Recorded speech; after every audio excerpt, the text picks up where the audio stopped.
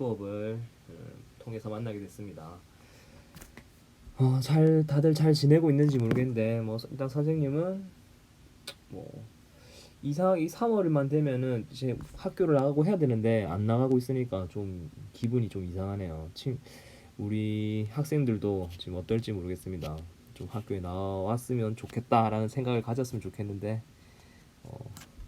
또 좋을 수도 있죠. 학교 안 나간다고. 어쨌든 우리가 중요한 거는 뭐 공부도 공부지만 어, 건강, 지금 한창 코로나 바이러스 때문에 온 나라의 국민들이 지금 힘들어하고 있습니다. 또 여러분들의 건강도 걱정이 되고 하니까 어, 개학할 때까지는 자신의 건강 잘 챙기면서 우리가 건강한 모습으로 3월 23일 날 만날 수 있도록 해줬으면 좋겠습니다. 일단 우리가 지금 이번 시간을 통해서 같이 공부할 교재는 수능 특강이고요. EBS 수능 특강. 그 중에서도 문학 파트 문제집입니다.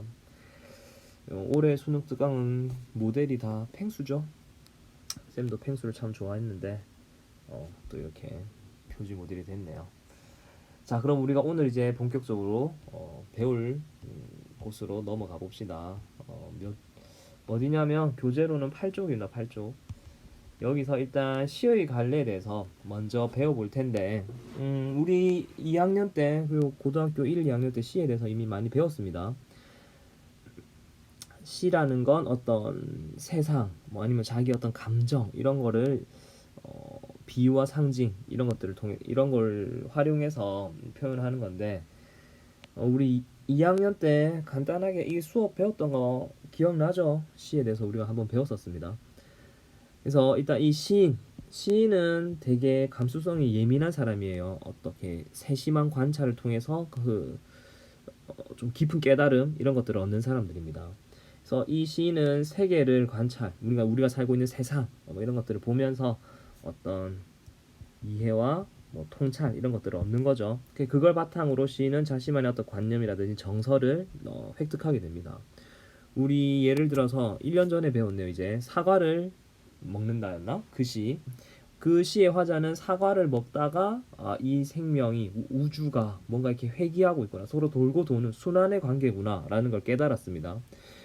근데 그걸 그냥 바로 이 시인이 뭐 자기 SNS나 이런 데 그냥 뭐 야, 내가 사과를 먹으면서 깨달았는데 우리 생명은 순환하는 거야 라고 해버린다면 독자들은 뭐야? 이렇게 되는 거겠죠.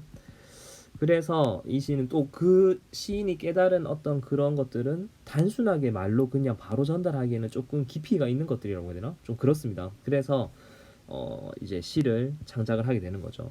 그래서 시의 뭐 화자를 설정을 해가지고 이 시의 화자가 느끼는 뭐 정서 또는 뭐 관념 또는 뭐 생각 이런 것들을 표현하는데 그냥 표현하는 게 아니라 비유나 상징을 써서 이제 표현을 한다.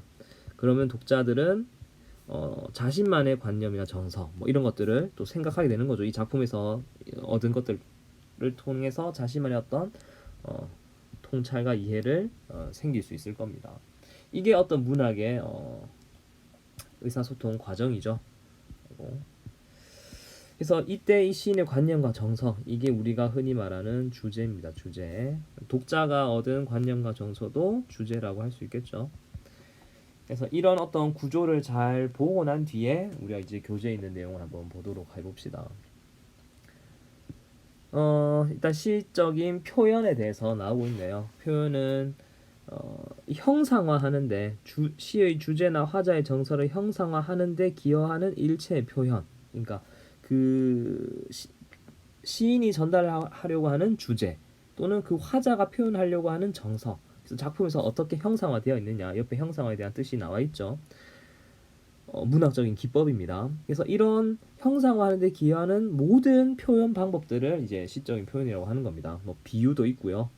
뭐 상징, 역설, 반어, 대꾸, 설의, 영탄 이게 쭉 있습니다. 여러분들 뭐 많이 들어봤던 용어들이 나오죠. 그리고 또 거의 다 이제 알고 있을 거예요. 뭐 헷갈리는 거 있으면 바로 이제 스마트폰이나 이런 걸로 네이버에서 찾아보세요. 검색을 해보면 되겠습니다. 그래서 이런 시적 표현이 어떤 효과를 가지게 하는가, 이제 여기서는 이게 조금 중요한데, 뭐 음악적인 리듬 우리 뭐 있죠, 반복하면 운율이 형성된다, 이게 여러분들 잘 알고 있는 내용. 그 다음에 함축성을 높여서 의미를 풍부하게 한다. 뭐 비유나 상징 이런 것들을 쓰면은 상징적인 의미는 여러 가지로 해석이 될 수 있기 때문에 함축성이 높기 때문에 그 시가 가지고 있는 의미를 아주 풍부하게 만들어 줍니다. 그다음에 어떤 대상을 감각적으로 환기하게 한다. 환기라는 게 뭐냐면 뭐 이게 뭐라고 되지? 떠올리게 한다고 해야 되나? 글자가 너무 자 떠올리게 한다 이런 뜻이에요. 그러니까 여러 가지 표현을 통해서 어떤 대상을 감각적으로 뭐 시각적이든 청각적이든 후각적으로 우리의 머릿속 마음속에 상상하는 그 마음속에 떠올리게 해준다는 겁니다. 이런 표현들을 써서. 그 다음에 지적인 충격 어떻게 주느냐, 상식적인 생각을 뒤집거나 깨달으면서 아 이렇구나 뭐 이런 어떤 지적인 충격을 주는 거죠. 그 다음에 재미라든지 슬픈 감정을 느끼도록 환기한다. 어떤 감정을 떠올리게 하는 겁니다. 이게 시를 읽으면 아 참 재밌는 시다, 아니면 참 이건 슬프네, 이런 감정을 우리 마음속에 떠올리게 하는 거죠. 그래서 중요한 거는 이 마지막입니다. 궁극적으로 화자의 정서나 시의 주제를 효과적으로 표현하는 데 기여한다. 그러니까 주제를 효과적으로 표현하고 전달하는데 이 시적인 표현들이 쓰인다는 겁니다. 아까 말했죠. 내가 사과를 먹다가 깨달은 거를 그냥 말하면 효과적이지 않습니다. 내가 전달하는 것도 잘 전달이 안 되고 그걸 또 한마디로 할 수 있는 그런 깨달음들이 아니에요. 그래서 어, 그러한 어떤 좀 깊은 다양한 함축적인 상징적인 그 주제들을 독자한테 효과적으로 표현하는 데 기여하는 게 이런 시적 표현의 궁극적인 효과입니다. 그래서 이런 형식은 이제 이런 표현들을 어떻게 잘 전달할 수 있는 어떤 그릇 같은 느낌이라고 해야 되나? 네, 그런 거예요. 내용을 담고 있는 형식인데 일단 한번 내용을 봅시다. 뭐 율격, 시행, 연 등의 요소가 시의 주제나 화자의 정서를 표현하면서 이루는 전체적인 형태나 구조, 그러니까 뭐 시 전체의 형태나 구조를 말하는 거예요.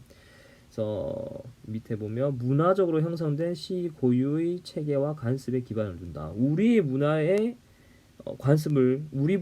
고유의 체계와 관습에 기반을 두고 있는 형식은 밑에 나오죠. 뭐 시조라든지 향가, 뭐 가사, 민요 이런 애들입니다.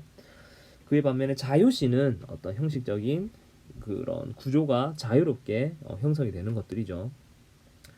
그래서 이런 것들, 그다음에 담화양식이라는 말이 있네요. 담화양식은 뭐 독백, 대화, 편지, 연설인데 얘는 이제 어, 화자가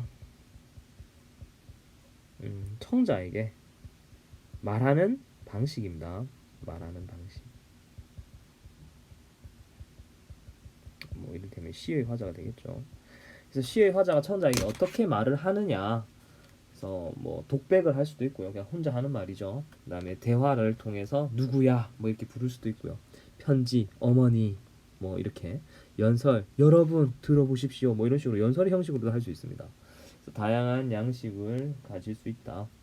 그다음에 뭐 문학적 기법으로는 아이러니, 반대로 말하는 거죠. 반대로. 참 우리 친구들도 반어 많이 쓰고 많이 또 듣죠. 우리 친구들 참 공부 열심히 한다 뭐 이렇게 할 때 뭐 열심히 하는 학생들도 있지만 뭐 아니면 뭐 아무튼 네 이게 얼굴이 안 보이니까 얘가 적절하게 안 떠오르네요. 이 딱 교실에 있으면은 딱 반어에 적절한 학생들이 한 명씩 있는데 저 혼자 지금 이렇게 하고 있으니까 좀 그렇네. 아무튼 그리고 우위는 뭐냐면 이걸 한번 찾아볼까요?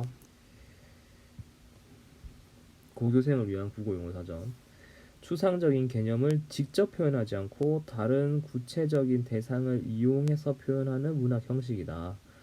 상징이 추상적인 것을 눈에 보이는 사물로 표현한다면 알레고리는 보다 은유적이고 의인화된 것으로 표현한다. 뭐 이소부화라든지 이런 것들이 나오죠. 이네요.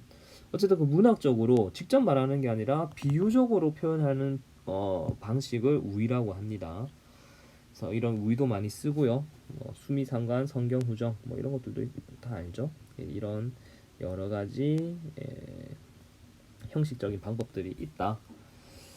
그러면 이제 이 수능 특강은 뒤에 보면 이런 시의 형식이 잘 드러나는 작품을 하나 또 보여줍니다. 같이 한번 보도록 할게요.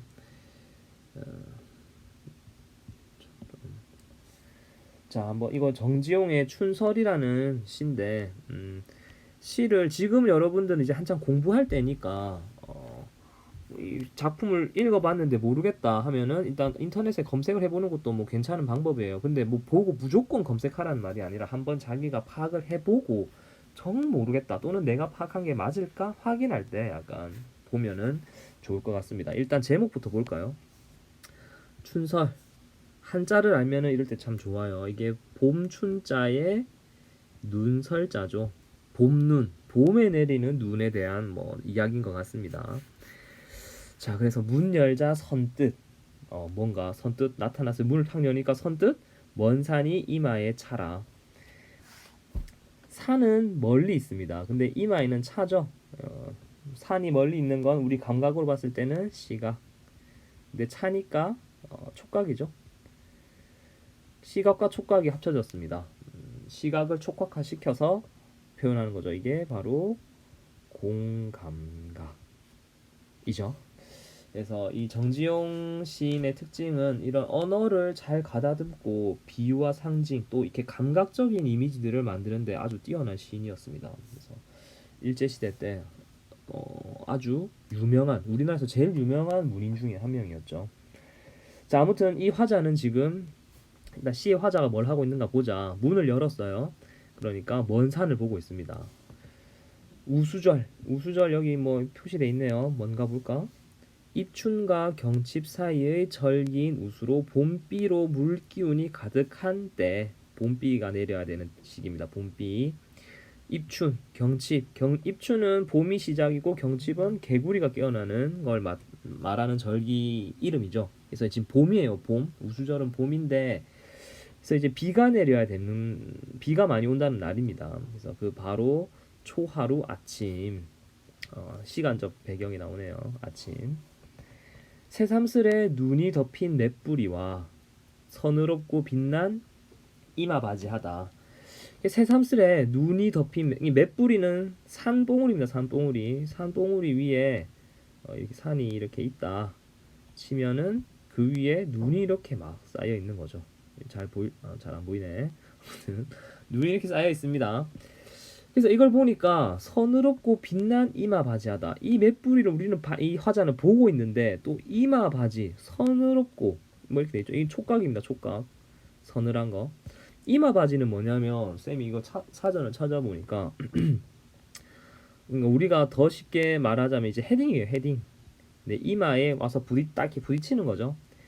그래서 촉각. 근데 맷뿌리를 보는 눈이 덮인 맷뿌리 보면 시각이죠. 또 빛나다. 이것도 시각입니다. 여기서도 공감각이 나타나고 있죠. 공감각이 나타나고 있습니다. 마찬가지로 시각을 촉각화시켜서 멀리 보이는 그 눈 덮인 산이 마치 내 이마에 와서 탁 부딪히는 것처럼 그걸 되게 감각적으로 표현하고 있습니다. 그 다음 계속 보면은 얼음 금가고 바람 새로 따르거니 계절의 변화가 나타나죠. 계절의 변화. 어떤 변화죠? 겨울에서 봄으로 계절이 변하고 있습니다. 흰 옷구름이 절로 향기로워라. 향기롭다. 이제 봄이 오니까 뭔가 향기로운 느낌, 후각인데요. 봄이 오니까 뭔가 향기로워요. 우리가 어떤 걸 향기로운 냄새를 맡으면 기분이 어떻게 되죠? 되게 뭔가 신선하고 새롭고 뭔가 상쾌한 그런 느낌이 나는 거죠. 봄이 오니까 이 화자는 지금 약간 화자의 정서 약간 상쾌함을 느끼는 게 아닐까 싶습니다. 기분이 좀 좋은 거죠. 그리고 여기도 보니까 흰 옷구름이 향기롭다. 시각을 또 후각화했네요. 여기도 마찬가지로 공감각 나타나고 있습니다.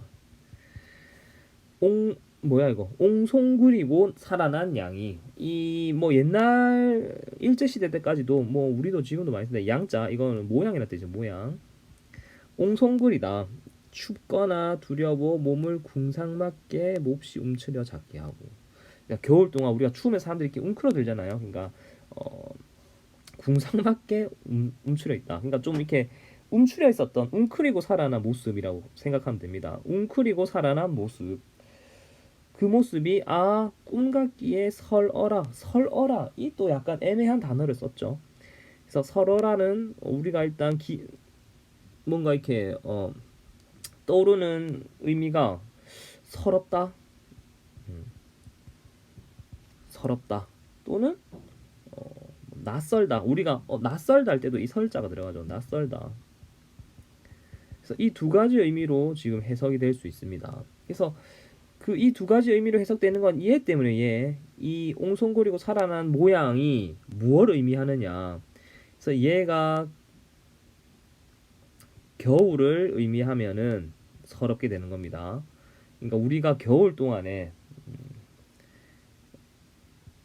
웅크리고 그다음에 뭐 궁상맞게 살았던 겨울의 모습. 이게 이제 서러운 거죠. 이제 봄이 와서 느껴보니까 지난 겨울 동안 웅크리고 막 궁상맞게 약간 이렇게 움츠려들었던 우리 그 모습이 참 이제 지나고 보니까 꿈 같다. 참 그게 서러웠지. 이런 느낌이에요. 낯설다라고 할 때는 이제 이거는 봄이 웅성거리고 살아난 모습이 봄의 모습을 말할 때입니다. 쌤, 봄에는 좀 이제 펼쳐지지 않나요? 이렇게 이제 우리가 생각할 수 있는데 맞아요. 웅크리고 있다가 이제 살아나는 이게 조금씩 살아나는 그 모양. 겨울 동안에 웅크리고 있다가 봄이 되니까 조금씩 살아나는 그 모양이 참 낯설다. 그래서 이 낯설다라는 거는 움츠려 있다가 조금씩 살아나는 그 봄의 모습이 이제 새로운 거죠. 낯설다. 이제 봄이 왔구나. 그 겨울이 끝날 것 같지 않았는데 뭐 이런 느낌인 거죠. 우리 뭐 지금 코로나 이 바이러스랑도 마찬가지예요.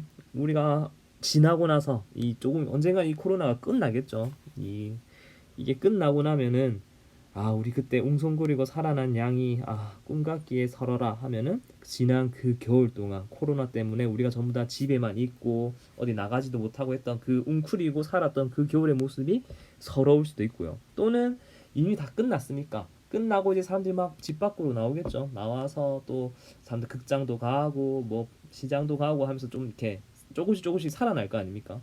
그런 모습들이 참 낯설다. 참 지난 겨울에 사람이 없었는데 뭐 이렇게 되는 거죠. 지금은 사람들이 이제 조금씩 나오는구나. 그래서 이렇게 두 가지 의미로 해석을 할 수가 있습니다. 이 설어라라는 시어는 두 가지 뜻으로 해석할 수 있다. 앞에 옹송거리고 살아난 양이라는 이 식구가 이 행의 의미가 겨울을 의미하는 건지 봄을 의미하는 것에 따라서 두 가지 의미로 해석이 될 수 있다. 자, 그 다음에 이제 다음 연도 한번 볼게요. 미나리, 파릇한 새순독고. 여러분들 요즘에 원래 지금이 딱 미나리 철인데 삼겹살 구워서 미나리 딱 같이 먹으면 엄청 맛있거든요. 미나리는 진짜 새파랗습니다. 그래서 약간 그 파릇파릇한 새파란 그런 어떤 시각적 이미지가 머리에 떠올라야 돼요.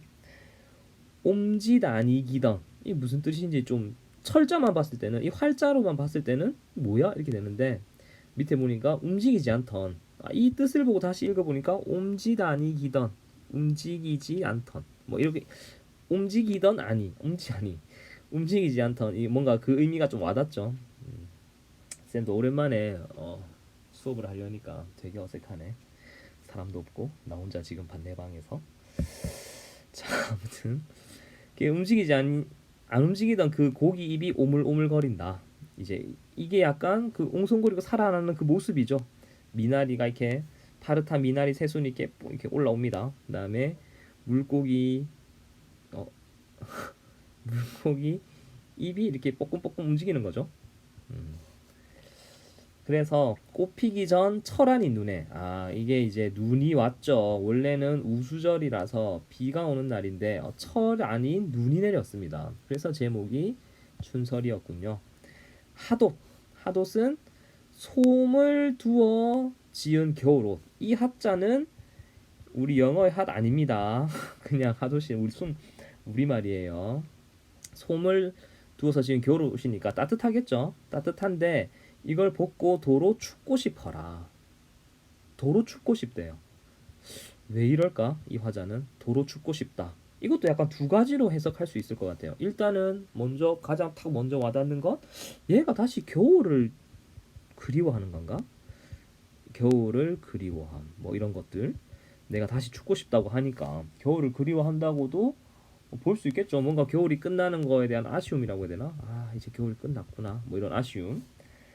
그리고 또 하나는 이런 것도 있어요.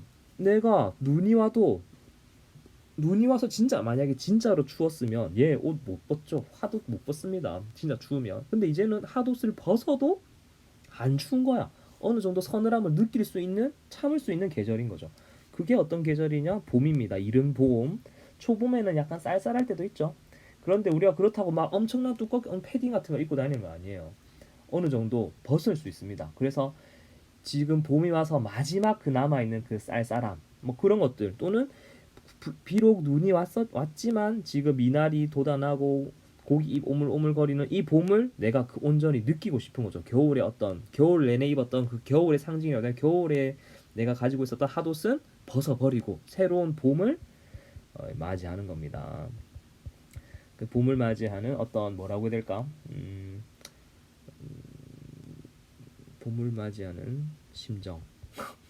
심정인데 이게 뭐냐면 뭐 생동감이 넘치고요. 또는 약간 뭐 설레기도 하겠죠. 설렘. 그리고 마음껏 이 봄을 느끼고 싶은 겁니다. 이제 그 긴긴 겨울이 끝나고 봄이 왔으니까. 그래서 이 죽고 싶어라도 이 뭐 두 가지 의미로 얘도 할 수 있고 얘로도 볼 수 있는데 이 시 우리가 배웠던 걸로 한번 하면은 시의 화자가 느끼는 감정 뭐죠? 봄을 맞이한 어떤 그 감정. 이 감정을 어떻게? 이 시에 드러나는 표현상의 특징, 곰감각적 표현, 플러스 또 뭐 선을 옵고라든지 또는 여기 옹송 그리고 설어라 뭐 옴짓 아니기던 뭐 이런 것들 이제 뭐 언어의 조탁이라고 할까요? 언어의 감각적 사용을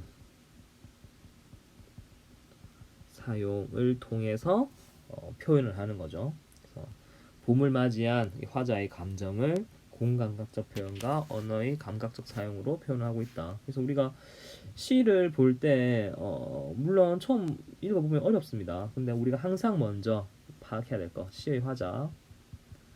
얘가 지금 무슨 상황이냐, 어떤 정서냐, 또 이런 상황과 정서를 시는 어떤 표현 방법으로 표현하고 있는가. 그 다음에 이런 것들을 머릿속으로 적극적으로 그려보는 뭐 상상력이라고 해야 되나? 뭐 이런 것들이 있어야겠죠. 그래서 모르는 단어들은 찾아보고 어떤 뜻인지 그런 식으로 시를 하다 보면 지금 당장 뭐 되는 학생들도 있겠지만 안 되는 학생들도 아마 많을 겁니다. 그렇다고 해서 아 너무 어려운데 이거 해야 되나 이렇게 생각하지 말고요. 하면 또 돼요. 우리가 지금 교재를 지금 보면 알겠지만 작품이 엄청 많습니다. 그래서 하다가 보면은 또 되니까 또 되면 또 이게 재밌어. 재밌어요. 그러니까 뭐 일단 시작이니까 뭐 시작부터 뭐 부정적인 생각하지 말고요. 할 수 있다라는 생각으로 넘어가 보도록 하겠습니다. 뒤에 보면 문제가 있죠. 문제가 있는데 이거는 한번 풀어 보세요.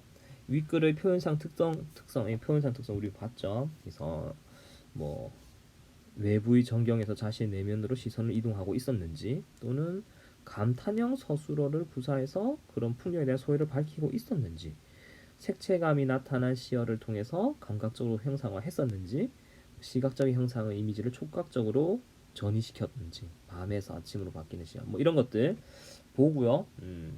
아닌 거 하나 고르면 되겠죠. 그 다음에 2번은 설어라 우리 아까 했습니다. 두 가지로 해석이 될 수 있다. 서럽다란 걸과 낯설다. 그래서 아까 우리가 그 앞에 나오는 행의 의미가 어떤 계절을 뜻하냐에 따라서 그게 어떤 모습을 뜻하냐에 따라서 이게 바뀐다고 했어요. 그 옹송구리고 뭐 있었던 거 있죠. 살아나는 양, 옹송구리고 살아난 양이 이게 겨울에 웅크리고 그 살았던 그 모습을 말하는 건지 아니면 봄이 돼서 갑자기 살아나는 그 생명력에 대한 그런 걸 말하는 건지 여러분들이 구분해서 적으면 됩니다. 자, 윗글의 제목인 춘설의 기능을 다음과 같이 정리하고 난다. 춘설. A와 B에 들어갈 말을 쓰시오. 춘설, 곧 봄눈은 흔히 꽃샘추위라는 말과 어울리면서 봄이 오는 것을 저지하는 어떤 것으로 인식되곤 한다. 그러나 이 시에서 춘설은 오히려 봄의 어떤 것을 더 돋보이게 하는 소재. 그러니까 우리 이 네모 안에 괄호 안에 빈칸에 들어갈 말을 적당히 생각해 보면 되겠죠. 저지한다. 우리 이렇게 뭔가 올려고 하는데 막는 저지하는 걸 뭐라고 합니까? 뭐 막는 거, 장애, 장애물 뭐 이런 것들, 뭐 방해, 뭐 이런 걸로 이런 단어가 들어가는 말들을 쓰면 되겠죠. 그 다음에 춘설 오히려 봄의 무엇 눈이 왔지만 그 물고기들은 이물 뻐끔뻐끔거리고 미나리들은 새파랗게 돋아나고 있었죠. 그런 것들 우리가 뭔가 생명, 뭐 생명력이라든지 뭐 생동감, 뭐 이런 것과 의미가 통하는 단어를 적어주면 될 것 같습니다. 자, 뭐 별로 어려운 건 없나요? 내가 너무 혼자 떠드니까 이걸 뭐 어떻게 해야 될지 모르겠네. 여러분들이 어려워할지 안 어려워할지 잘 모르겠어요. 자, 그러면 또 쭉쭉 가보죠. 뒤에 가봅시다. 이제 시의 내용과 관련된 부분이 나오네요.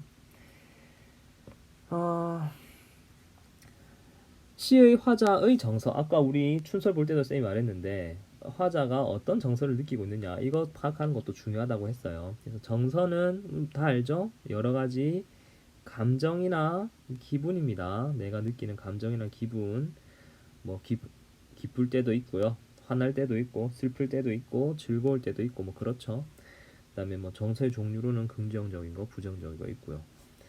정서의 특징으로는 서정시, 특히 서정시에서는 화자의 정서가 핵심이 됩니다. 왜냐하면 이 서정이란 말 자체가 그 시의 화자가 느낀 그 정서를 표현하는 거기 때문에 화자의 정서가 당연히 핵심이 되는 거죠. 그래서 이 핵심적인 이 화자의 정서를 파악하는 게 시를 파악하는 거에 가장 중요한 일이다. 그래서 정서는 시의 주제가 되기도 합니다.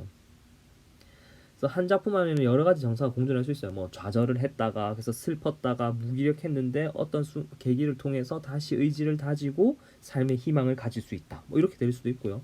처음에 사랑을 해서 기뻤는데 헤어지니까 슬픈 그런 감정이 나타날 수도 있습니다. 여러 가지 정서가 공존할 수 있지만 그 중에서 지배적인 정서가 분명히 있어요. 이게 이제 이 핵심 되는 시의 정서인 거죠. 이렇게. 그리고 소재도 뭐 한번 봅시다. 소재는 시를 창작하는데 바탕이 되는 모든 재료다. 그래서 뭐 사과 또는 뭐 춘설, 눈 이런 것들이 다 뭐 소재이고요. 소재의 함축적 의미는 시에서 쓰이는 주요 소재는 대체로 함축적 의미를 가진다. 그 주요 소재는 이 함축적인 의미를 가진다라는 건 상징적인 의미를 가진다는 겁니다. 왜냐하면 시에서 가장 중요한 소재니까 그 시인이 자신의 정서와 감정을 표현하기 위해서 선택한 가장 중요한 소재니까 상징적인 의미, 깊은 상징적 의미를 가지고 있는 거죠. 그래서 소재의 함축적 의미는 시 작품의 내외적 맥락에 의해 규정된다는 점에서 지시적 의미와 구별된다. 우리 이거 언어와 매체 하면서 함축적 의미, 지시적 의미 배웠습니다. 지시적 의미는 얘는 그냥 사전적 의미고요. 함축적 의미는 시인이 창조한 의미라고 해야 되나? 새로 부여한 어떤 의미와 관련이 돼 있죠. 그렇다고 아예 말이 안 되는 건 아니고 작품의 내외적 맥락에 의해서 가지게 되는 그런 의미를 함축적 의미라고 합니다. 옆에 또 나와 있네요. 함축적 의미는 지시적 의미와 동떨어진 채 형성되지 않고 오히려 지시적 의미를 바탕으로 형성된다. 그러니까 너무 동떨어진 그런 건 아니에요. 근데 이 작품의 내외적 맥락에 의해서 규정이 되는 거죠. 자, 그래서 소재의 함축적 의미는 집단적으로 전승되어 공유된 것 또는 시인이 개성적으로 창조해낸 것도 있습니다. 우리의 함축적 의미 중에서 뭐 좀 유명한 게 뭐가 있을까? 뭐 꽃, 뭐 시에서 나오는 꽃 같은 경우가 사랑과 관련될 때 많이 쓰죠. 뭐 꽃이라는 건 사랑과 관련돼서 많이 쓰고, 물 같은 경우에는 생명과 관련돼서 많이 씁니다. 뭐 공무도화가라든지 여러 가지 작품들에서 생명력과 관련돼서 또 많이 쓰고요. 불과 같은 경우는 뭐 소멸이라든지 파괴 또는 또 생명력과 관련되는 것도 있고요. 그래서 집단적으로 전승되는 것도 있고 시인이 개성적으로 창조한 것도 있어요. 뭐 그 김춘수의 꽃은 생명, 사랑이라든지 이런 것과 관련 없이 뭐 존재의 의미라든지 뭐 이런 것들을 의미하고 있죠. 그래서 그런 것들은 시인이 개성적으로 창조해낸 겁니다. 이 지금 듣다 보면 약간 잠이 오려나? 내가 너무 일정한 톤으로 얘기하고 있을 수도 있는데 처음 쌤도 지금 이렇게 하는 건 처음이고 지금 앞에 아무도 없어요. 쌤 앞에는 지금 모니터와 책들밖에 없습니다. 그래서 나도 되게 이상하거든요. 약간 이렇게 혼잣말을 오래 해본 적이 없어. 아무튼 그래서 좀 어색할 수 있는데 감안하고 잘 들어보세요. 그다음에 어조는 이거 그냥 쉽게 말하면 말투입니다. 말투. 당연히 말투니까 태도와 관련이 돼 있죠. 어 내가 기분이 안 좋아. 그럼 말투가 당연히 띠껍게 나간다고 해야 되나? 그렇게 나가죠. 또 내가 너무 사랑하는 존재가 있어. 그럼 말투가 되게 또 사랑스럽고 부드럽고 이렇게 나가는 거죠. 그래서 이 말투라는 건 화자의 정서, 태도와 아주 그 대상에 대한 태도와 관련이 깊습니다. 여러분들도 친구들이나 뭐 부모님들, 선생님들한테 막 선생님들한테 뭐 말투가 막 이상하게 쌤 뭐예요? 뭐 이런 거 하더니 쌤 아닌데요? 이런 말투 들으면 그 학생이 선생님에 대한 태도가 이상한 거죠. 그러면 이제 듣는 사람이 기분이 나쁘고 또 마찬가지로 선생님들이 학생들한테 야 니는 뭐 어차피 해도 안 돼 이런 말투를 쓴다면 무시하는 거니까 또 듣는 사람이 또 기분이 나쁘죠. 어쨌든 그렇게 이 말투에는 그 화자의 태도, 대상에 대한 태도 또는 감정 이런 것들이 드러나 있기 때문에 이 어조를 파악하는 것도 시의 화자의 정서를 파악하는 데 아주 중요하게 활용이 될 수 있습니다. 그래서 우리가 시의 화자와 정서, 소재, 어조와 태도 이런 것들을 이제 알아봤는데 이 뒤에 작품이 뭐죠? 보자. 뭐야? 작품 한번 보겠습니다. 삭삭기 세모래 이거 이제 고전이고 정석가네요. 정석가. 고려가요죠. 고려가요. 고려가요입니다. 고려가요고 작자는 누군지 모르고요. 고려가요 중에서 아주 유명한 노래이고 또 읽어보면 또 재미가 있어요. 우리가 이제 항상 말을 하는 건데 고전 보면은 무슨 말이야 이해가 안 돼. 그러니까 이뭐 옛날 말에 한자도 많고 보기 싫죠. 그러다 보면은 고전이 조금씩 멀어지는데 고전은 어차피 작품 수가 정해져 있고요. 중요한 작품들은 정해져 있습니다. 그런 작품들 중심으로 자기가 보다 보면은 이런 맥락 또는 어떤 이런 의미들을 가지고 있는 것들 그 어떤 문맥이 보여요. 어휘도 조금씩 보이고 이 고전을 해석할 때는 약간 이런 식으로 보면 되겠구나. 어떤 그런 감이 옵니다. 감을 잡으면 고전이 어렵지 않죠. 오히려 고전에서 점수를 훨씬 더 많이 딸 수 있고 왜냐하면 고전은 해독하는데 어려운 거지 주제 자체가 막 심오하고 어렵고 이런 건 전혀 없습니다. 해석만 하게 되면은 되게 쉽고 이해하기 쉬운 작품들이기 때문에 포기하면은 뭐 못하는 거죠. 그런데 포기하지 않고 본다면 이것만큼 또 점수 올리기 좋은 데가 없어요. 자, 아무튼 정석가 한번 보겠습니다. 제 2연부터 시작하네요. 삭삭기 세모래 벼랑의 나난. 나난은 우리 또 이 고려가요 많이 보다 보면 얘네들은 염이란 걸 알 수 있습니다. 의미 없는 부분이죠. 이 삭삭기 세모래 벼랑. 벼랑은 우리 알죠? 그 절벽 같은데. 세모래는 이제 이것도 한자에 대한 지식이 조금 있으면 편한데 가는 모래입니다. 지금이랑 또 철자가 다르죠. 어쨌든 이건 이제 그 옛날 고전의 이게 뭐라고 해야 되지? 전승되어 오는 기록되어서 내려오는 그 문헌에는 이렇게 적혀있기 때문에 이대로 쓰는 거예요. 어떤 가는 모래입니다. 삭삭기는 뭔가 삭삭 의성어 의태어 이런 겁니다. 삭삭 그러니까 뭐 바삭바삭한 그런 느낌이에요. 바삭바삭한. 또는 뭐 빼짝 마른, 아예 완전 말라가지고 그 물기 없는 모래들 하면 사각사각거리면서 그냥 막 이렇게 손에서 흘러내리고 전혀 뭐 뭐라고 해야 되지, 응집성이라고 해야 되나, 그런 게 전혀 없죠. 바삭바삭한 그런 아주 가는 모래가 있는 벼랑에, 그래서 두 번 반복합니다. 두 번 반복하고, 그러니까 이 가는 모래고 바삭바삭한 모래가 있으니까 이런 데는 뭐 물을 부어도 물이 줄줄줄 다 새겠죠. 아무튼 이 벼랑에 구운 밤 닷대, 대는 이제 그 질량 무게를 세는 단위입니다. 부피 단위. 그래서 밤은도 그냥 밤이 아니라 구웠어요. 이 구우면 먹어야 되죠. 근데 얘네들은 구워서 심었습니다. 밤을 구우면 걔는 이제 밤으로서 그 밤나무의 씨앗, 열매죠, 열매 씨앗. 씨앗으로서의 기능을 상실하는 거죠. 구웠으니까. 근데 얘를 심어요. 어디다가? 이 삭삭히 세모래 벼랑, 무 바삭바삭한, 너무 가는 모래만 있는 거기다가 심습니다. 구운 밤을. 근데 그 밤이 우미 돋아서 싹이 나야, 나것이 아니라 그냥 싹이 나야만, 뭐 이렇게 우리가 해석을 합시다. 그 구운 밤이 그 삭삭히 세물의 벼랑에서 우미 돋아서 싹이 날 때 나야만, 이 또 반복이죠. 유덕하신 임을 여의아와지다. 여의다. 뭐 우리가 아는 단어 하나 있죠. 여의다. 이별하는 겁니다. 그러니까 그래야만 내가 이 덕이 많으신 임을, 임과 이별하겠다라는 거죠. 근데 이 이별하겠다라고 하는데 이게 조건입니다. 조건. 근데 조건이 실현이 가능한 조건이 아니죠. 실현이 가능한 조건이 아닙니다. 실현 불가능한 조건을 내걸고 그렇게 되면은 내가 임과 이별하겠다 하는 거니까, 얘는 무슨 내용이에요? 임과 이별을 하겠다 안 하겠다?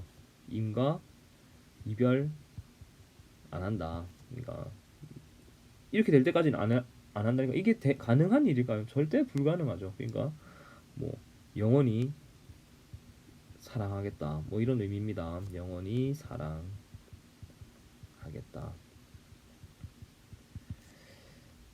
그런 내용. 뭔가 좀 반어적으로, 역설적으로 표현하고 있죠. 자, 그 다음에 두 번째 제3년도 한번 보겠습니다. 옥으로 연꽃을 사교이다. 사교이다는 색이라는 뜻입니다. 색입니다. 옥으로 연꽃을 새깁니다. 바위 위에 접주하요이다. 접주라는 거 밑에 보니까 접붙인다. 그러니까 우리 접붙이는 거 다 아나요? 이렇게 나무가 이렇게 있으면 이 나무에다가 이게 나무를 끊어내고, 이렇게 끊어내고 다른 나무를, 빨간색 할까? 다른 나무를 이렇게 붙이는 겁니다. 그러면은 얘가 이 빨간색이 이 파란색 나무에 붙어서 여기서 또 꽃을 막 이렇게 피는 거죠. 살아나는 겁니다. 이런 걸 이제 접붙인다라고 하는데, 옥으로 새긴 연꽃을 바위 위에 접을 붙이는 겁니다. 왜 붙이는 거지? 한번 볼까요? 그 꽃이 삼동 피것이야. 삼동. 이 삼동이라는 것은 세묶음이라고 해야 되나? 세묶음 또는 세 번의 겨울입니다.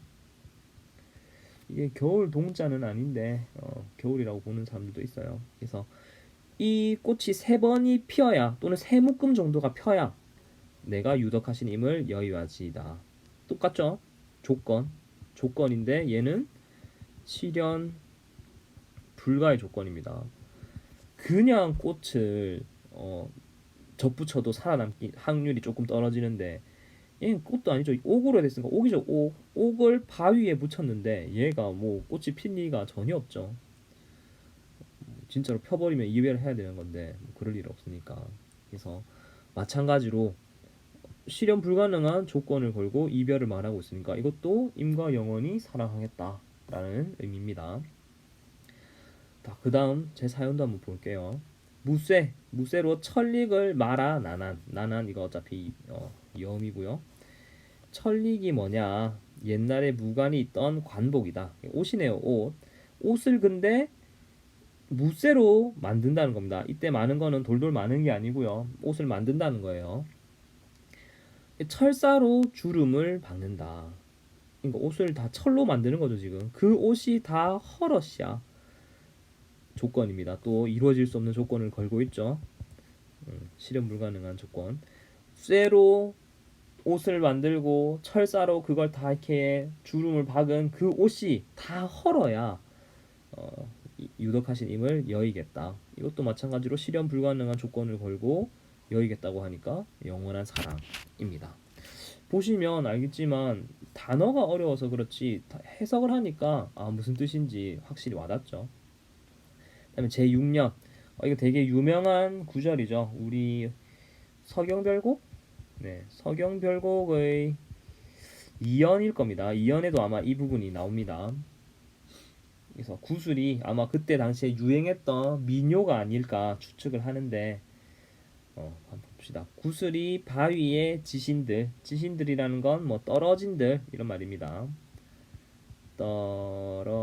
떨어진들, 구슬이 바위에 떨어진들, 끈이 딴 그칠이니까 이거는 끈이야 끊어질까요? 끊어지겠습니까? 이런 뜻이에요. 여기서 또 우리 친구들도 이해가 안 될 수도 있죠. 쌤 구슬이 바위에 떨어졌는데 왜 끈이 끊어진다고 물어봐요. 이렇게 되는데 우리 어릴 때 갖고 놀던 그런 구슬이 아니고요. 이때 말하는 구슬은 옛날에는 구슬이 서말이어도 꿰어야 보배라는 말이 있죠. 속담에. 그래서 구슬들이 이렇게 있으면 이걸 하나 줄로 이렇게 다 꿰입니다. 꿰서 이렇게 묶고 다니는 거죠. 이걸 이렇게 해놔야 얘가 이제 값어치가 있는 겁니다. 뭐 목에 걸 수도 있고, 뭐 팔찌로 할 수도 있고, 뭐 이렇게 되는 거죠. 그런데 얘를 바위에 떨어뜨렸어. 그러면 구슬은 와장창 다 깨지겠죠. 다 깨지지만 여기 있는 이 끈은 바위에 떨어진다고 끊어지질 않는다. 이런 말을 하고 있는 겁니다. 이걸 왜 얘기했냐? 이 뒤에 얘기를 하기 위해서죠. 즈문해는 천년입니다. 천년. 100년도 아니고 천년이죠. 천년을 외오곰 여신들. 외오는 외로이 이런 뜻입니다. 이때 곰은 우리 정읍사에서도 보면은 높이곰 이런 게 있죠. 그 다음에 머리곰. 달님이시여 높이곰 돋으셔 머리곰 비치오시라 이런 구절이 있습니다. 정읍사에. 이때 곰은 앞에 오는 말을 약간 강조해주는 의미를 가지고 있다고 생각하면 돼요. 그래서 그냥 얘는 그냥 뭐 그렇게 크게 생각 안 해도 됩니다. 어쨌든 천년을 외로이 여신들 살아간들 이 여다라는 거는 뭐 가다 또는 살아가다 뭐 이런 뜻이에요. 그래서 천년을 외로이 살아간들 천년을 외로이 살아간들 이거 왜 외롭죠? 왜 외로울까? 임 없이 지금 혼자 있는 거죠 화자가. 그러면 신이 땅 그칠이니까 믿음이야. 끊기겠는가 끊어지겠느냐 이런 뜻입니다. 그러니까 우리가 천년을 헤어져 있더라고 해도 구술이래 믿음이야 끊기겠느냐 믿음은 변치 않는다 이 말이죠. 그러면 앞에 구술과 끈 얘기를 왜 했는지 이제는 좀 알 수 있어요. 얘네가 이 이야기를 통해서 이 얘기의 어떤 근거라고 해야 되나? 근거를 삼고 있는 거죠. 이런 것들을 우리가 이제 유추라고 하는데 비슷한 상황으로 자신의 말을 이제 설명하는 겁니다. 구슬이 바위에 떨어져도 끈은 안 끊기는 것처럼 우리가 천년을 외로이 지낸다고 해도 믿음은 끊기지 않는다. 서로 우리는 사랑하고 믿는 관계다. 이런 거죠. 그래서 서경별곡 2연에서도 그 화자가 남아있는 그 여성 화자한테 이렇게 말을 하는데 이것도 마찬가지로 영원한 임에 대한 영원한 사랑과 믿음을 다짐하고 있습니다. 그러면 이 정석가 뭐 해석하는데 어려울 수는 있지만 해석을 다 해보니까 막 엄청 깊은 상징적인 의미라든지 심오한 뜻 이런 건 잘 없어요. 그냥 어떤 주제죠? 임에 대한 여기 주제 임에 대한 영원한 사랑을 어떻게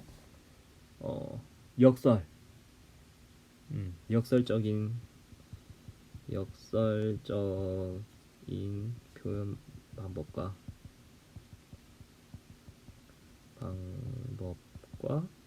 유추의 방법을 통해서 뭐 표현했다 또는 뭐 전달한다 뭐 이런 식으로 정리하면 되겠죠.